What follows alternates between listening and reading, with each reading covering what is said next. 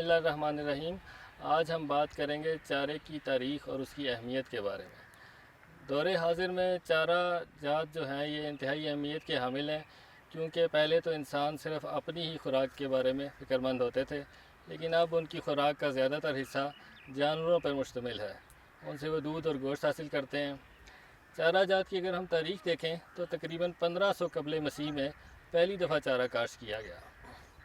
جو سب سے پہلے چارہ کاشت کیا گیا تھا اس کا نام لوسن تھا، جسے آج کل لوگ شٹالہ کے نام سے جانتے ہیں۔ پھر اس کے بعد اسی طرح جانوروں کو گھروں پر پالا جانے لگا اور چارہ جات کی کاشت بڑھتی گئی۔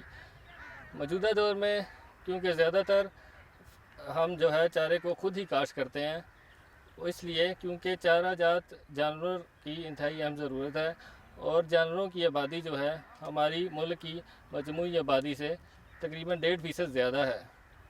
تو چارہ جات کے لیے جانوروں کی افزائش کے لیے دو ہی طریقے تھے، ایک چارہ جات اور دوسرا فورج۔ فورج وہ گھاس پھوس ہیں جو خود ہی جنگلوں میں اگتے تھے، جنہیں چراگاہیں کہا جاتا تھا، اور جانور وہاں سے چر کر اپنی ضروریات پورا کیا کرتے تھے۔ لیکن آبادی کے بڑھنے کے ساتھ ساتھ جانوروں کی تعداد اور ان کی جو پروڈکشن تھی، پیداوار تھی، وہ کم ہو گئی۔ اس لیے اب جو یہ ایک انڈسٹری کی صورت اختیار کر چکی ہے، اور اس میں بہت زیادہ خوراک کی ضرورت ہے۔ پاکستان میں جانوروں کی خوراک تقریباً ان کے 50% حصہ ان کو مل رہا ہے، اور 50% کمی کا شکار ہے۔ چارہ جات کے 2 سیزن ایسے ہیں جن میں اس کی دستیابی بہت ہی کم ہو جاتی ہے۔ وہ ہے سردیوں کا حصہ جو دسمبر سے لے کر فروری تک جاتا ہے، اور دوسرا جون جولائی، جب شدید گرمی ہوتی ہے، خشک سالی ہو جاتی ہے، چارہ دستیاب نہیں ہوتا۔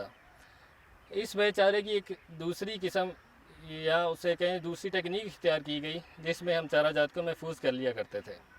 اس میں محفوظ کرنے کے 2 ہی طریقے ہیں۔ ایک، جس سیزن میں چارہ وافر مقدار میں موجود ہو، آپ اسے سکھا لیں۔ اسے ہم سکھا کر رکھ لیتے ہیں یا بنڈلز میں باندھ لیتے ہیں، اور بوقت ضرورت استعمال کیا جاتا ہے۔ اچھا، پاکستان میں انسانوں کی آبادی کل تقریباً 22 کروڑ ہے، جبکہ جانوروں کی آبادی 22 کروڑ سے 30 لاکھ زیادہ ہو چکی ہے، جس لیے اس سے پتہ چلتا ہے کیونکہ ان کی خوراک بھی ہم سے زیادہ ہے، اور فی جانور جو بڑا جانور ہے اسے تقریباً 40 کلو سبز چارہ دن کی ضرورت ہوتا ہے۔ تو چارہ جات میں سب سے اچھا جو ہے وہ سبز چارہ ہی ہوتا ہے، کیونکہ یہ زود ہضم ہوتا ہے، اور اس سے جانور کی پیداوار پہ فوری طور پر اثر پڑتا ہے، اور جانور بھی خوش رہتے ہیں۔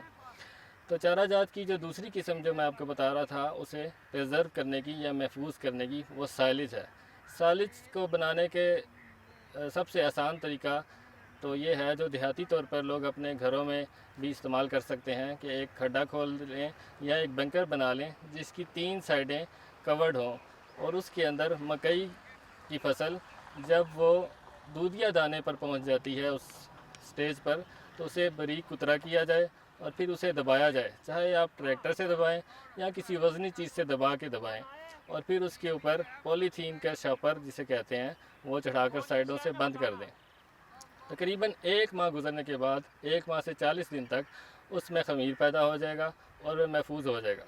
پھر آپ اس سائلج کو ایک طرف سے کھولیں اور اپنی ضرورت کے مطابق روز استعمال کرتے رہیں، تو یہ 1 سے 2 ماہ جو آپ کا خاص طور پر چارے کی غیر دستیابی کا سیزن ہوتا ہے، اس میں آپ کے کام آ جائے گا۔ اب کسان بھائیوں کو میں یہ کہنا چاہتا ہوں کہ ہمارے پاس اکثر کسان ایسے آتے ہیں، وہ کہتے ہیں جناب ہم نے 50 جانور رکھ لیے، ہم نے 10 جانور رکھ لیے، اب آپ ہمیں بتائیں کہ ہم ان کے لیے کون سا چارہ لگائیں۔ تو ہمیشہ جانور رکھنے سے پہلے ان کی خوراک کا بندوبست کیا جاتا ہے، نہ کہ رکھنے کے بعد۔ تو اس لیے آپ پہلے چارے کا بندوبست کریں، ہم سے مشورہ کریں۔ NARC فوڈر ریسرچ انسٹیٹیوٹ جو ہے، اس میں آپ کے لیے بہترین مشورے اور پمفلٹس ہمارے پاس دستیاب ہیں، جس میں ہم آپ کو ہر سیزن میں مختلف چارے کس طرح کاشت کیے جاتے ہیں اور کس طرح ان کی بہترین پیداوار لی جاتی ہے، اس کے بارے میں رہنمائی دیں گے۔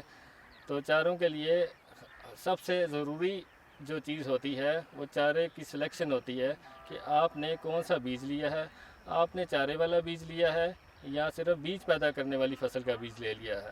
جس طرح مکئی میں ہوتا ہے، مکئی میں چارے کی الگ فصلیں ہیں، باجرے میں بھی چارے کا الگ بیج دستیاب ہے۔ تو لوگ کیا کرتے ہیں، ہائیبریڈ بیج لے لیتے ہیں جو کہ چارے کے لیے نہیں ہوتا، اس وجہ سے انہیں پیداوار نہیں ملتی اور وہ کہتے ہیں کہ ہمارے جانوروں کی خوراک پوری نہیں ہو رہی۔ تو آپ ہمیشہ ہم سے مشورہ کر کے ہی چارہ کاشت کریں تاکہ ان کی پروٹین یعنی لحمیات ان کے پورے ہو سکیں اور جانور بہتر پیداوار دے سکیں۔ شکریہ۔